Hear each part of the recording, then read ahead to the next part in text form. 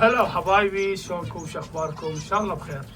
حبايبي اليوم حبيت اشرح لكم على موضوع الشفتيل اللون العسلي، شلون الفرق بين الذكر والانثى. هواي تجينا اسئله، طبعا انا هواي شارح وهواي منبه على هواي امور، بس احنا نجي نشوف احنا بالنسبه للذكر، يعني مثل ما تشوفون الذكر شلون شكله يصير، كالمربين يعرفون انه شكل من يتهيمن بالبكان، من ياخذ قراره ياخذ شيء.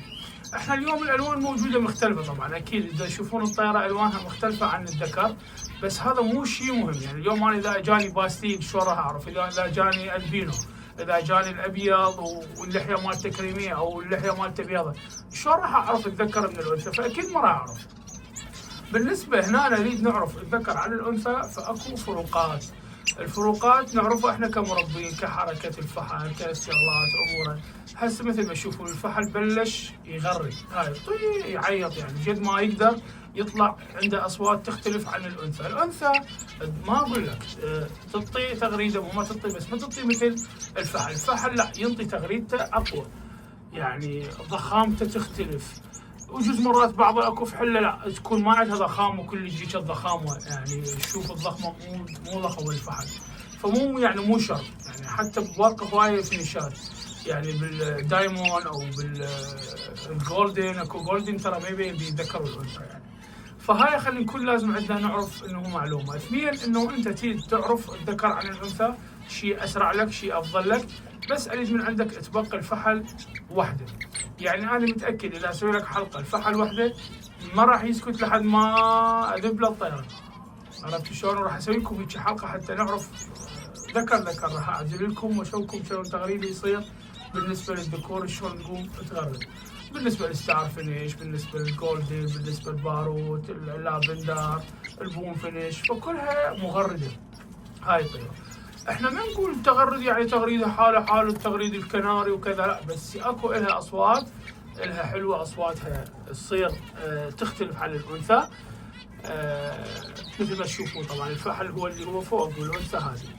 زين، لان طيور منتجه طبعا، هستوها بلشت تلمعش مره ثانيه. طبعا انا صار فتره ما طابقها، لان خليتها تكمل ديولتها تطلع، يلا طبقتها. مثل ما تشوفون انه بلش الفحل مثلا يقرا او فشي، راح يبين عندكم.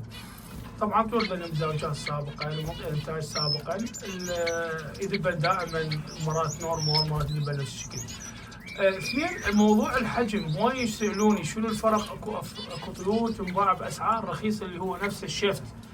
طبعا احنا اليوم الضخامه والالوان الصحيحه والرص الصحيح واللي ينطينا انتاج. عرفت شلون؟ يعني تجيب شفت انت طيره وفحل وكذا يبيضن، بس يكتلن فراخين، يشمرن فراخين، مو حنينات. هاي نقطه من النقاط.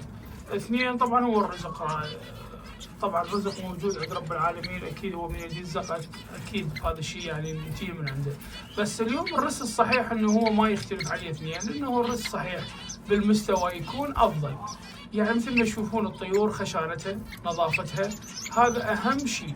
الطيور ما واقعه منها ريشه، ما مصلخه، ما منتهيه، نشاطها، وضعيتها، تآلفها للبكان. يعني طيور مو مخبوصه ومتعوبه وبس تريد، يعني ايش قد الثاني قريب عليها وايش قد الكاميرا قريبه عليها بداخل القفص. ورغم كل هذا الطيور راقده ومرتاحه، ما بيها شيء يخوفها. فالطيور تحب تنتج طبعا، من هذا الموضوع تحب تنتج وتعطيك انتاج بتريده. هذا شيء مهم يعني بالنسبه للانتاج. فاهم نقطه اليوم اني اخلي الطيور ترتاح وتصبغ صحيح وتعطي نشاطها، تعيد نفسها. من اطبقها ادري بنفسي انه اني موفر لها كل شيء، او وفرت لها كل الاكل، فالطيور راح اشوفها امورها كلش طيبه. بالنسبه لهاي الطيور او باقي الفينيشات، يعني مو بس انه بدنا نحكي بس على مود الشفت، كل انواع الطيور. زين، هاي اهم نقطة للتكاثر.